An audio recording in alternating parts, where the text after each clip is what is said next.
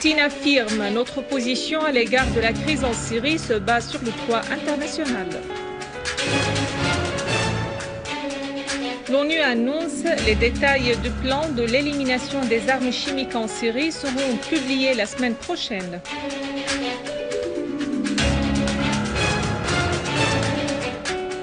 L'armée arabe syrienne commence ses missions à Adra dans la banlieue de Damas. La neige couvre les sommets de la Syrie.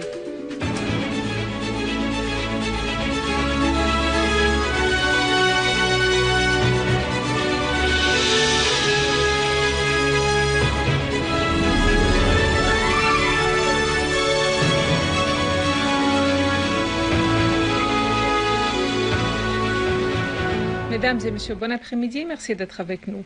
Le président russe Vladimir Poutine a affirmé que la position de son pays vis-à-vis de la crise en Syrie est fondée sur les principes essentiels de la loi internationale et sur la logique de la paix.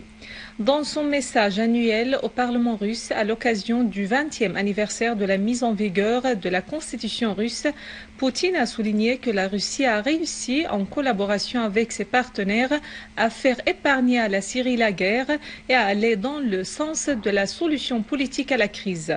Le président russe a fait noter que son pays n'avait pas exposé ses intérêts en menace lors des efforts déployés pour régler la crise en Syrie, soulignant que la conjoncture en Syrie et en Iran prouve que résoudre les conflits sans recourir à la force est toujours possible.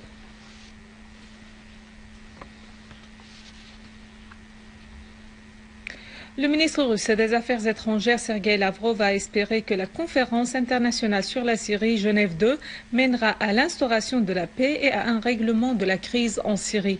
Dans une déclaration aux journalistes, Lavrov a appelé l'opposition syrienne à adopter une position courageuse et participer à la conférence.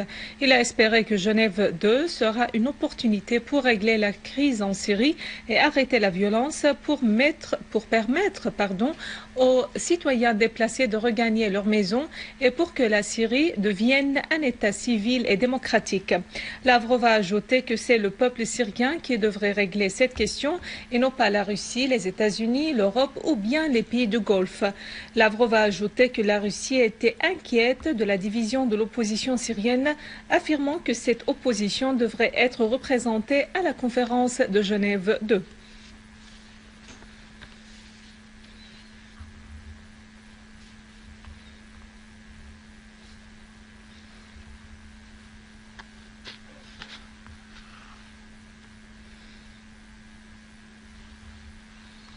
Le porte-parole du secrétaire général de l'ONU, Martin Nesirki, a annoncé que l'Organisation d'interdiction des armes chimiques publiera le 17 du mois en cours un plan détaillé sur la destruction des armes chimiques en Syrie. Nesirki a expliqué que des discussions sont en cours au sujet du processus de destruction de ces armes. Le président de l'OEAC, Ahmad Ozmogu, avait affirmé avant-hier que la Syrie avait accompli tous ses engagements vis-à-vis de l'organisation et qu'elle était très positive et a présenté toutes les facilités nécessaires pour la mission commune OEAC-ONU en Syrie. Ozmogu s'est dit confiant que la mission de destruction de toutes les armes chimiques en Syrie sera achevée à la date fixée en juin 2014.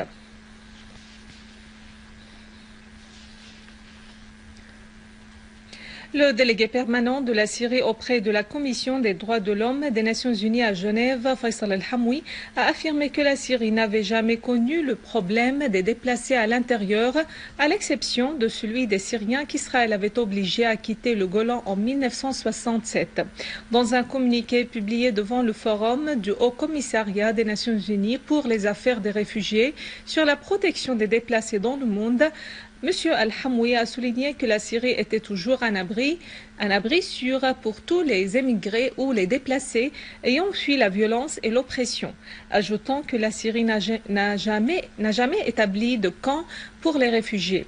Dès le début de la crise en Syrie, le gouvernement syrien a accordé la priorité aux besoins humanitaires et déployé tous les efforts possibles pour assurer les aides aux citoyens qui ont été obligés à quitter leur domicile, a affirmé Al-Hamoui, insistant que le gouvernement répond maintenant à 80% du total des aides humanitaires aux déplacés syriens.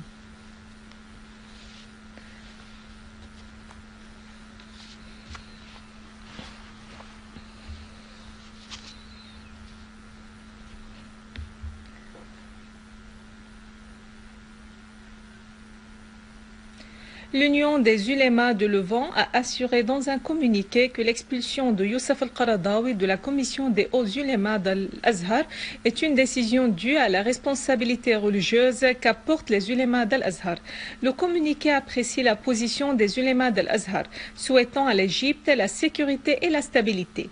Le communiqué affirme qu'Al-Azhar était et restera l'une des plus importantes références islamiques à la charia.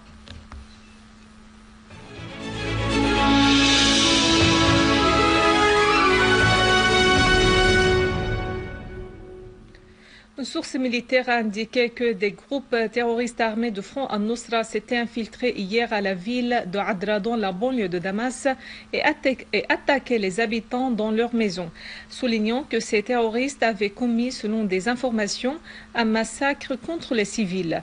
La même source a ajouté qu'une unité de l'armée arabe syrienne s'était dirigée à la dite zone pour débarrasser les civils et rétablir la sécurité dans la ville.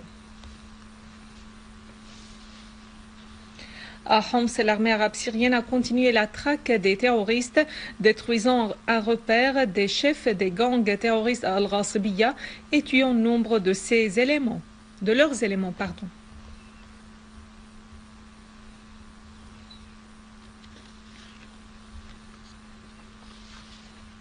Des dizaines de terroristes ont été tués et blessés alors que leurs armes ont été détruites dans des opérations de l'armée arabe syrienne contre leurs repères et rassemblements à Jérin, Majas et Abu Douhour.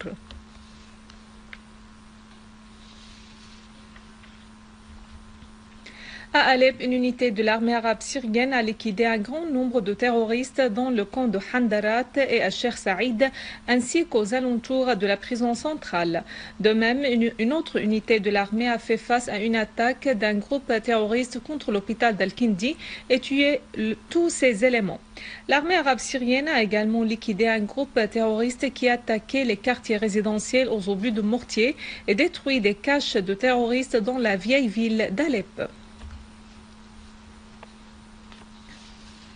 Dans le cadre du renforcement des capacités de combat des postes de police irakiens limitrophes avec la Syrie, le ministère irakien de la Défense a révélé que des unités d'élite de combat dotées d'armes sophistiquées ont été envoyées en renfort aux postes de police précités pour faire face aux groupes terroristes armés qui tentaient de s'infiltrer de la Syrie en Irak et à l'inverse.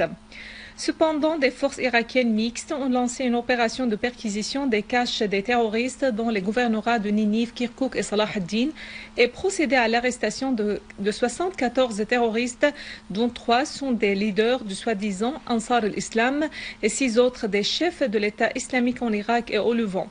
De même, 18 terroristes ont été arrêtés dans les régions de Jerf al-Sakhr, Bahbahan et Al-Buhayrat.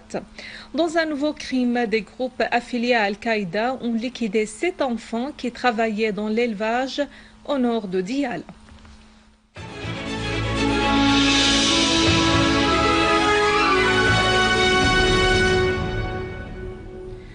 Les précipitations se sont poursuivies dans la majorité des gouvernorats syriens en enregistrant des degrés de température qui sont inférieurs à leur moyenne entre 6 et 9 degrés. La puissance de la tempête d'Alexa a été variée dans un gouvernorat et autres. Cette puissance n'a pas été atteinte des prévisions pendant son premier jour en Syrie, notamment à Damas et dans certaines zones côtières, mais elle était plus forte à Idlib, Hama, Hasake et Qunaitira. Les hauteurs de neige ont atteint 25 cm à Sergaya dans la banlieue de Damas, ainsi que le même chiffre à Slomfé. À Homs, les hauteurs de neige étaient supérieures à 1 mètre, alors que le gouvernorat d'Idlib a connu un épisode neigeux dans la majorité de ces zones, avec une hauteur de 15 cm. Dans le même contexte, le gouvernorat de Hasaki, qui n'avait pas connu un épisode neigeux depuis une décennie, a adopté toutes les mesures nécessaires pour traiter l'impact de cette tempête. En outre, le ministère de l'Éducation a annoncé la fermeture des écoles publiques et privées, tandis que le mouvement a été paralysé dans les administrations officielles et les établissements privés dans les gouvernorats qui ont été fortement frappés par Alexa. Avant de clore ce journal, un rappel des principaux titres. Poutine affirme « Notre position à l'égard de la crise en Syrie se base sur le droit international ». L'ONU annonce les détails du plan de l'élimination des armes chimiques en Syrie seront publiés la semaine prochaine.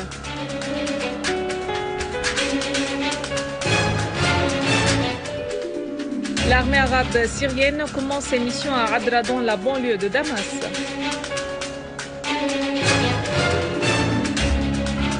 La neige couvre les sommets de la Syrie.